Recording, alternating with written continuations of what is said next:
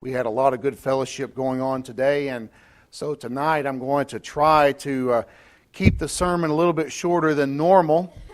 I'm really excited when I come across something in the Scriptures that I have never seen before.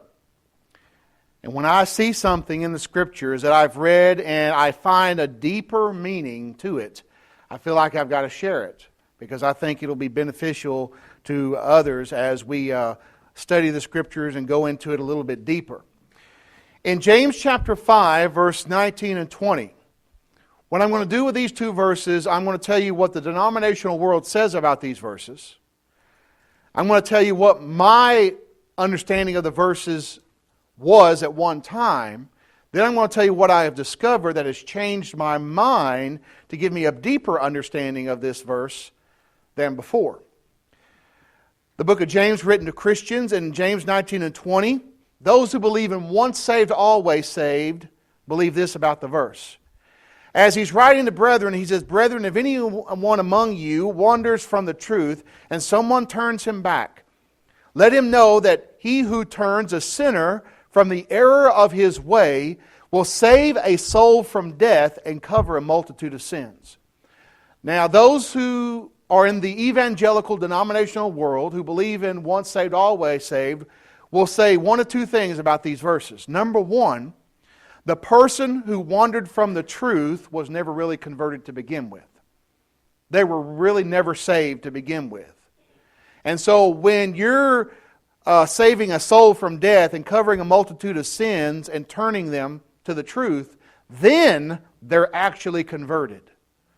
But they weren't converted to begin with. Well, the text tells us that's false. Because in verse 19, he's writing to brethren. He's writing to Christians. The context of the book is writing to Christians.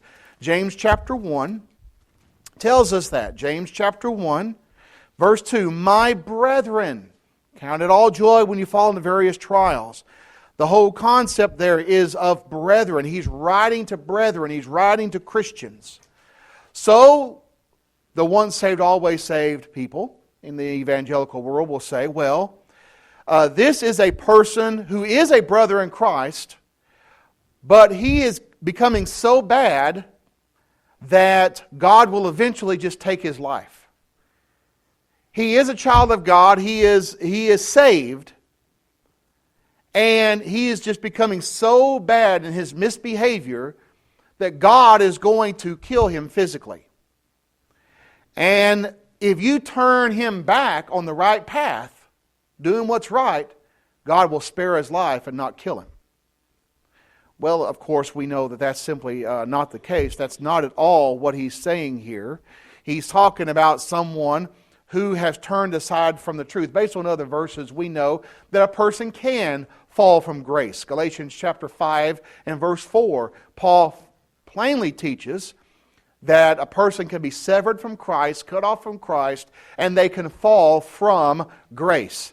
So it cannot be referring to that. This person is not in a right relationship with God. Now, here's how I used to preach this verse, and it's not incorrect in totality, but there's a deeper meaning here. When I said a person is turning from the truth, is talking about a child of God that's departing from the right path.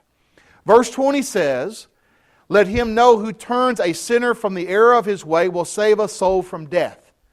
And I was saying that refers to the second death, ultimately hell. That's referring to saving someone from going to hell, going to the second death. Revelation chapter 20 talks about the lake of fire, which is the second death. That's true, but it's deeper than that. And that's why I have this little Greek preposition up here on the board. Ek. This little Greek preposition. The word is translated from there in James 5 and verse 20.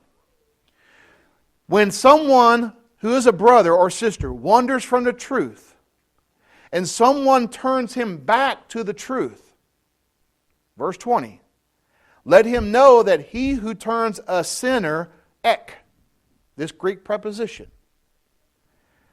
And it means from or out of death.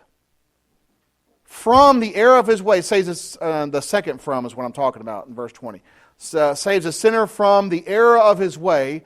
Will save a soul from death. Ek. That means out of death. This is a person who is dead spiritually. And when we bring them back to the truth and help them get right with God, we're helping them come out of death. They're already dead spiritually. And they're coming out of death, coming back to the Lord where there's found life, where there is true life. So it's much deeper than snatching them from the fires of hell. That's ultimately would be their end. They are dead already. They are already dead. And when we bring them back to the truth, you're snatching them from death, out of. This word ek means out of. And now they're coming back to life. Well, that's even deeper. That tells us it cannot be talking about physical death. We can't snatch people out of physical death. And it's referring to someone who's in a condition of death because they departed from God. They're spiritually dead. Now, this Greek preposition is also found in other words that we're familiar with in the New Testament. The word ecclesia is the word for church. That Greek preposition at the very beginning, ecclesia, means the called out. Ek and kaleo means the called out. The church is the called out of the world into a right relationship with God. And we find this concept of being saved out of something when it's used to talk about literal resurrection. Literal resurrection. Turn in your Bibles to Luke chapter 24 and verse 46. Luke chapter 24 and verse 46. This is going to be using the same little Greek preposition that's being used here in James chapter 5 and verse 20. Jesus is talking about His own resurrection from the dead. Luke chapter 24 and verse 46. Then He said to them, "Thus it is written, thus it was necessary for Christ to suffer and to rise from the dead the third day." That word "from" is this Greek preposition, ek. To be raised out of the dead. Jesus was dead and He was resurrected out of the dead. And that's the same preposition that we find in James chapter 5 and verse 20 when it says, when we restore someone, we save a soul out of death, from death.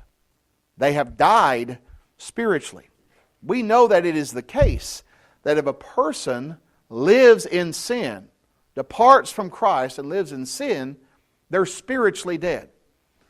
We know that because of Ezekiel 18 and verse 20. The soul that sins, it shall die. We know that sin separates us from God. Isaiah 59 verse 1 and 2. We know the wages of sin is death, but the gift of God is eternal life in Christ Jesus our Lord. Romans chapter 6 and verse 23. Paul tells us in 1 Timothy chapter 5 and verse 6, talking about the women who live in sin, but she who lives in pleasure is dead while she lives. She's dead spiritually while she lives biologically. So there is a sense of a spiritual death that is going on here. And so it's a much deeper thing than just saving a person from ultimate hell. You're saving them from the ultimate condition of being dead while they're alive. And when they are restored, they are brought back to life. 1 John chapter 3 and verse 14. 1 John 3 and verse 14.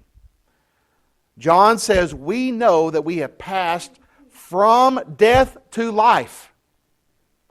That's that Greek word, ek. From or out of death to life. As Christians, we have passed out of death to life. because we love the brethren. He who does not love his brother abides in death.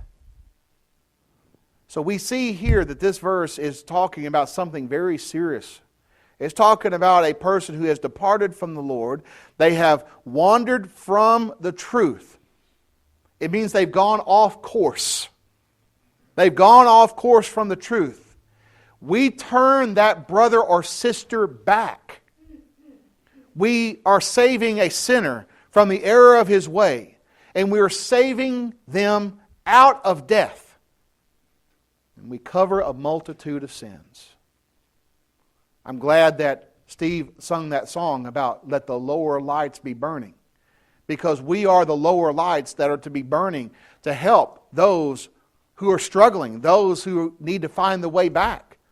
Because they're dead. And when they come back and when they are restored, they are saved from death. And a multitude of sins is covered. We see in this lesson something very important, that we need to be busy trying to restore the erring. Those that have fallen away because they have departed from the Lord. You know, initially when a person becomes a Christian, they, as John says, they pass from death to life.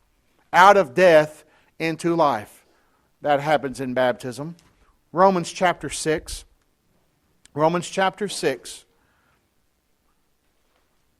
Beginning in verse 3, Paul says, "Do you not know that as many of us as were baptized into Christ Jesus were baptized into His death?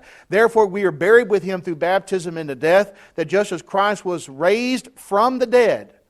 From the dead. There's out of the dead there. There's that preposition ek.